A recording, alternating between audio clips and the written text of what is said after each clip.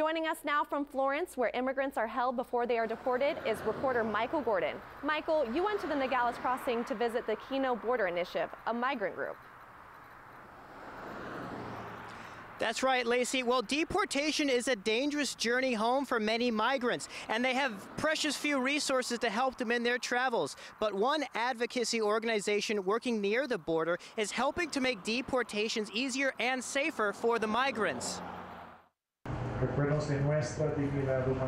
For Reverend Sean Carroll and his staff, every day centers around their commitment to protecting deported migrants, advocating on their behalf in the U.S. while shielding them from danger in Mexico. With that sense of their dignity and that sense of safety, that will help them face whatever comes next.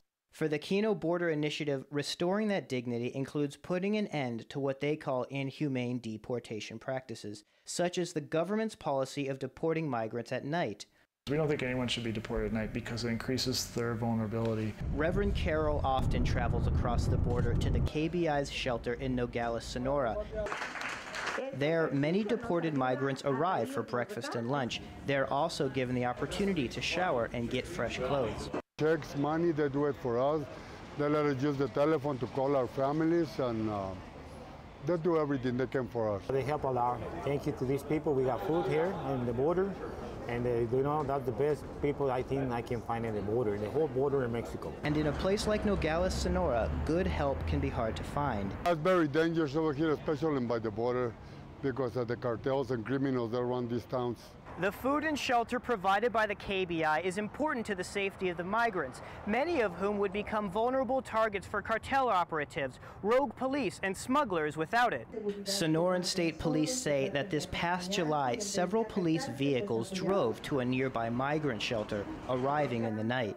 Uniformed police officers exited the vehicles and proceeded to break into the shelter. State police broke in without a search warrant, and there were 20 migrants there, 18 from Central America, 2 from Mexico, and the police basically threatened and robbed the migrants.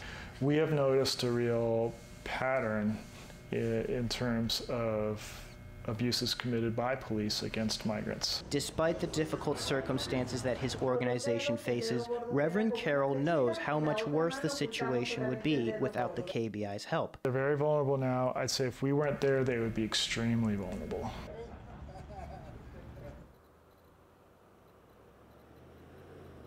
The KBI will hold a fundraiser in Phoenix in February of next year. Live in Florence, Michael Gordon, Cronkite News.